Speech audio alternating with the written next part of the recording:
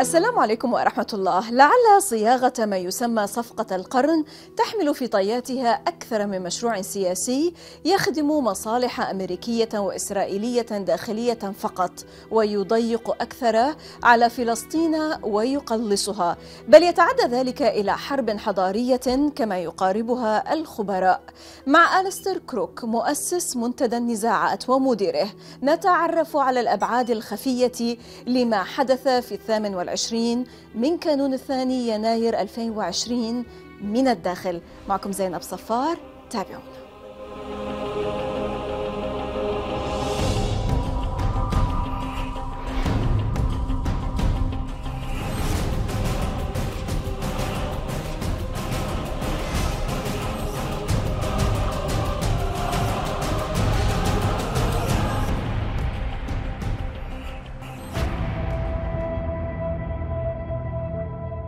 بالنسبة إلى غالبية الأمريكيين، يؤكد انتصارهم في الحرب الباردة تفوق رؤيتهم الحضارية على نحو باهر، وذلك من خلال هزيمة الشيوعية وانهيارها.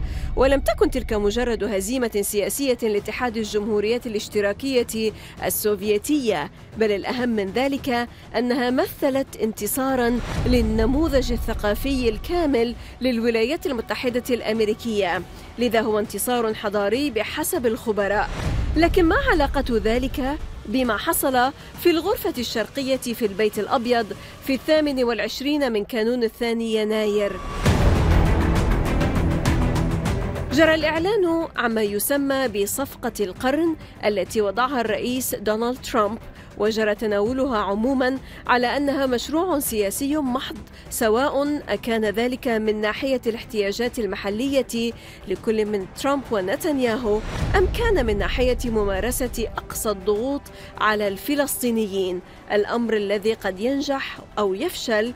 لكن لهذه الصفقة بعد آخر ضمني ومخفي بعض الشيء. فما هو هذا البعد؟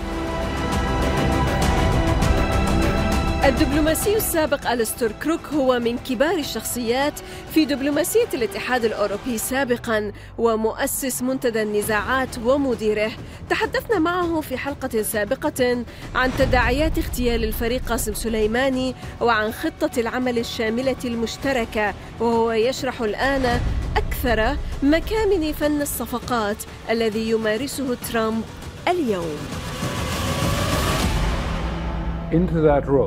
Into the East Room, quite notably filed entirely a group of neoconservatives, envoys, who are all, if you like, right-wing settler supporters who are part of Mr. Trump's team. Many Orthodox Jews in their kippahs, and one billionaire who is probably richer than Trump, who is well known for funding Mr. Netanyahu at one time. And it was a triumphal affair. And it was described by the American ambassador in... Not to talk about the ambassadors of certain Arab states countries. Sort of lurked at the background, rather shamefacedly. And it was described by the American ambassador as an actualization, as a bringing into existence of the Bible coming to life before our eyes. And this was really what we're talking about, is that this is not just, as I said in the previous segment, it's not just something that is a normal nationalism, like you can have nationalism and British nationalism or Italian nationalism. This is something that is quite different, because this is based on, for those that are literalists, the Word of God, and fulfilling the prophecies, actualizing the prophecies in the practice, as well, of course, as justifying the United States values, which they would say were based in the same will of God. Now, this thing that you're talking about, Alistair, most American leaders today increasingly refer to the U.S. as having a Judeo-Christian culture. But the question is, in which direction is the core cultural vision traveling? Israel originally was viewed as a recipient outpost for Western Christian values. Tuesday's events in the East Room suggest that the travel of values may be reversing. I think that's true. I mean, this is a very delicate area to be talking about. But I do think one can see that both in America and in Israel, which has been traveling away from the original secular kibbutznik type of quite socialist vision towards a much more theological, orthodox, religious vision. Much of the controversy that is in Israel just at this moment is about secular law as originally founded in Israel versus the law of the Old Testament. And Netanyahu is appealing to the law of the Old Testament when the secular law is saying that he might have to be removed from office. The original Hebraic law is that the leader is the leader and shall not be removed. And this is what Netanyahu is trying to present himself. Exactly what he's presenting. We will talk. And that is also the case in the United States. I mean, the United States is deeply polarized, but within parts of the right wing, but the evangelical, some parts, but not all parts of the Jewish community in the United States are increasingly drawn towards, if you like, an Old Testament view of life, and Testament values of morality, which are much more warlike and aggressive, as you can see in the Old Testament, in Tanakh, and for the Jewish people. This is a change that is taking place. If you like, the West is becoming more Hebraic in its values. But why, Alistair, this Judeo-Christianity nomenclature in the first place? How do you interpret this? Well, it really came early with the great schism in Christianity that took place about 1,000 years ago, when the Franks invaded and toppled Rome and set themselves up as both emperors and popes. They went to the Old Testament. And they used the Old Testament to leverage, if you like, political discipline, a new system, a state, and they introduced feudalism and empire based on the Old Testament, and then denigrated Orthodox Christianity as basically being pagan and apostate. They called it Greek as a term to describe it as basically pagan. And then there was the schism. And if Orthodox Christianity went one way, Latin Christianity was firmly entrenched by the Franks, Charlemagne, and the European Empire, of which the European Union is the heritor, in this trend of the Old Testament, and then that was reinforced during the Protestant Revolution. Right. Now, in reference to what happened on January 28th, an Israeli leader speaks of Trump having secured Israel's destiny. Of course, he is not just, resorting to a kind of flowery flattery for the president, for the US president, but actually he was referring to more than that. And maybe this comes in the context of what you have been explaining, Alistair. Exactly. This is the destiny that was set out by Yahweh in the Old Testament. The destiny of Israel to become the emperor, if you like, lead the redemption of the world. To enjoy the subjugation of all nations to it, who will become, if you like, its subjects and supply it with all the riches that they have. This is clearly set out in Isaiah and other parts of the Bible. And this is what is meant, and was even meant at the beginning when the secular Zionists put it. When you read what Ben Gurion and the others say, I mean, it's very clear in their language that they saw Israel in these terms as redeeming the human race, not just the Hebraic people, but the human race would fall under these values. Perhaps this is their vision, But when, as a person who knows the Middle East and this area, this region, West Asia region, do you think that this is going to materialize? No, I don't think it is, but it won't materialize really because of one thing. I think that in the sense that the destiny, the second part, the first part was creating the Israel from the river to the sea, and the second part of this, which is not unfolded yet, which is really setting the stage for the rest of the Middle East to become supplicants to this new vision, vassals of this new vision, is the second stage. But there is one great obstacle, one elephant, which is another civilizational vision, which is that represented by Iran, which in itself is a civilizational power and has a strong vision, a different eschatology, and is really the obstacle to this taking place.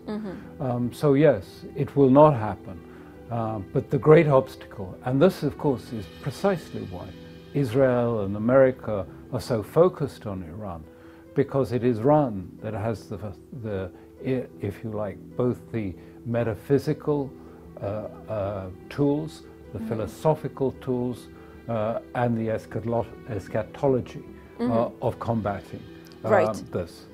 Trump said on January 28th, I quote, "I want this deal to be a great deal for the Palestinians. After 70 years, this could be the last opportunity," unquote, for Palestinians to have their own state, as he was implying.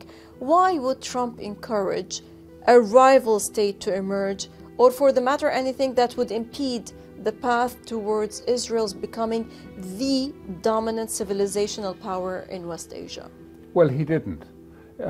He put it in this way because this is a good way of appearing for the This is the outer, if you like, the rhetoric, when you have another inside story. Because of course, I mean, one of the things the conditions are to be judged by Israel and Israel alone. For Palestine ever to reach statehood. And secondly, there are all sorts of conditionalities. One of them is that the Palestinian Authority would take over and invest itself in Gaza and would disarm all of the armed groups and turn over a demilitarized Gaza to Israel. In this process, who would have no, if you like, no means, no militarized force whatsoever. It's a condition that's put there not meant to be met, but to be an obstacle to statehood. And then it will be Israel who will decide whether they meet this. So this is just window dressing. This is very important, and also we want to talk a bit about how David Wormser, he was instrumental in trying to stovepipe information to Bolton and also to Trump on how to work on imploding Iran, on how to destroy Iran from the inside. But allow us to stop now for a short break. إذا فاصل قصير ونعود، لا تذهبوا بعيدا.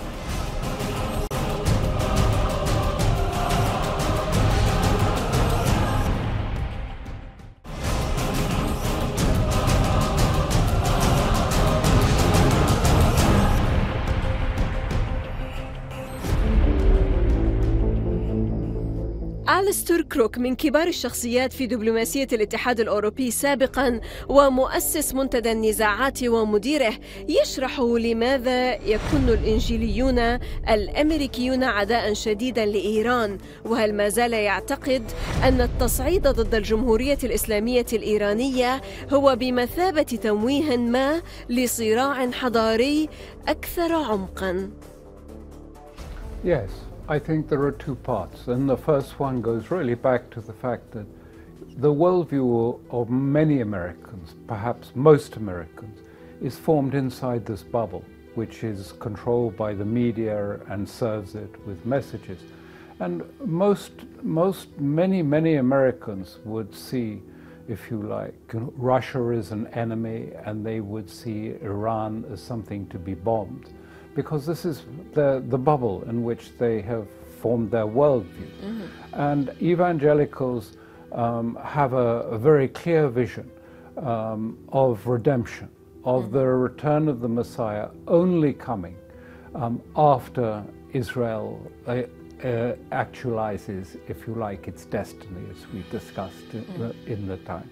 So they see it as hugely important. Any sense of creating biblical Israel, not just any Israeli state, but biblical is important because it's a precondition and waiting for the Armageddon.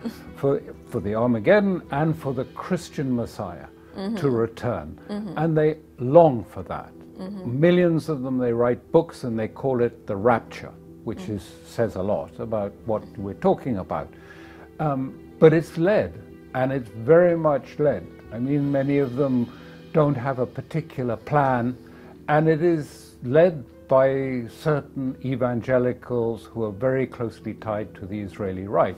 This is where you get the Israeli right and the American right working with the evangelicals.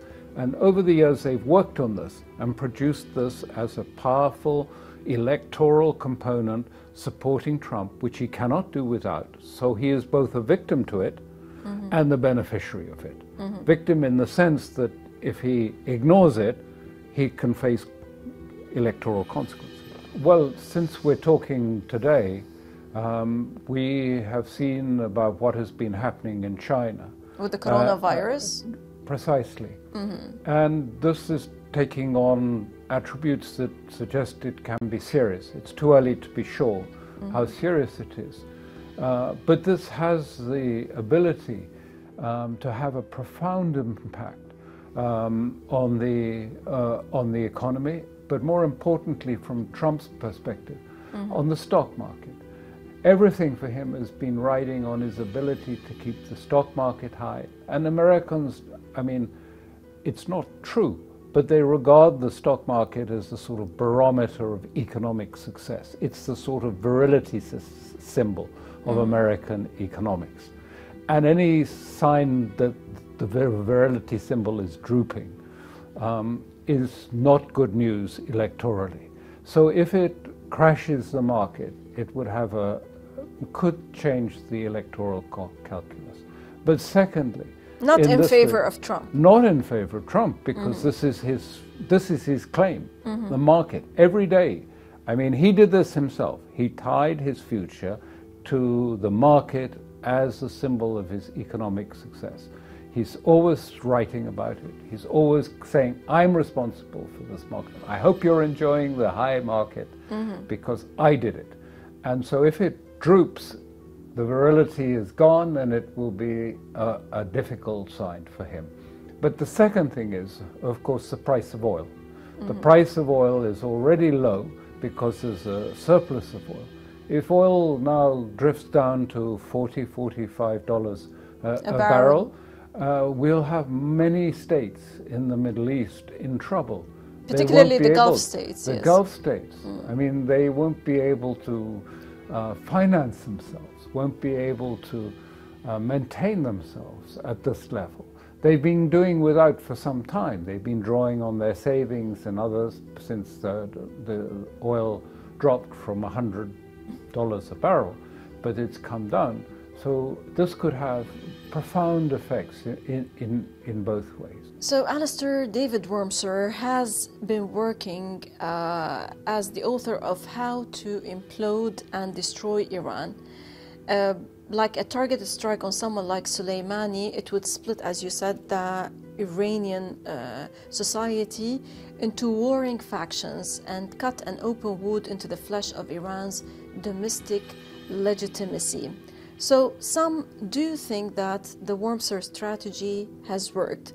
How far is that strategy flawed and inaccurately portrayed, particularly with the ocean of millions who attended Soleimani's cortege? Well, as I said just in the first segment, a complete misreading of what happened, and one which the Americans will eventually understand has actually been the most counterproductive. It was a real watershed. I mean, here is a Western state, the United States, murdering someone and explicitly murdering a high official of a state with whom they're not at war, on his diplomatic mission. But I think the other part of David Wurmser is missing, but it ties in very much with what we're also seen in these days, which is the deal of the century. Because David Wurmser's original ideas, closely involved with Netanyahu and the group of neocons around Netanyahu, documents like the Clean Break document earlier, laid out the plan for the next stage. What we saw really in the deal of the century was nothing really to do with the Palestinian state. First of all, it was creating the state from the river to the sea in terms of sovereignty. The archetypal kind of. That type, the sovereignty. But then it was laying the foundations for, first of all, the Palestinians to become subject of this new civilizational vision that was the Hebraic, if you like, state. And they were to be there like, you know, in Rome in the old days, during the Roman Empire, before its fall. Spanish and others came in and were the sort of subjects without being full citizens of Rome. But then what Wurmser was setting out was the need for the rest of the region to give fealty to Pax Judaica, if you like, for this Judeo-Christian civilizational, if you like, impulse to proceed, and that eventually everyone would, if you like, accept and assimilate and become subjects to this wider civilizational empire power called Pax Judaica. And that was, and why it had this great impulse was because it was, I mean, this is, you know, this is a different, this is not just nationalism in the normal sense of what we talk about, because normal nationalism is something different. What stands out in this, what makes it different, is this is said and promised by God in the Old Testament, specifically. You will be an empire, others will bow down, and if they don't bow down, they will be destroyed by God.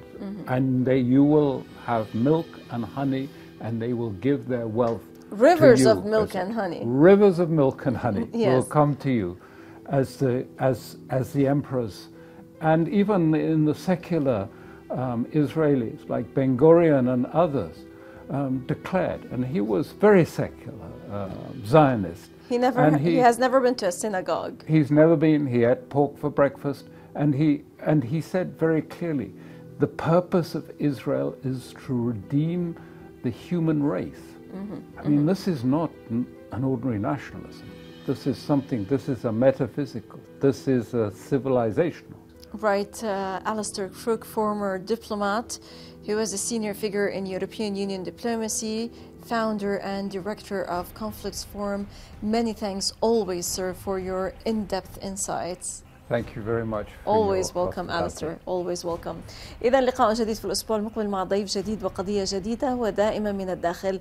للمزيد من التواصل تابعونا على صفحات السوشيال ميديا من كل فريق عمل البرنامج من كل الميادين. السلام عليكم ورحمة الله.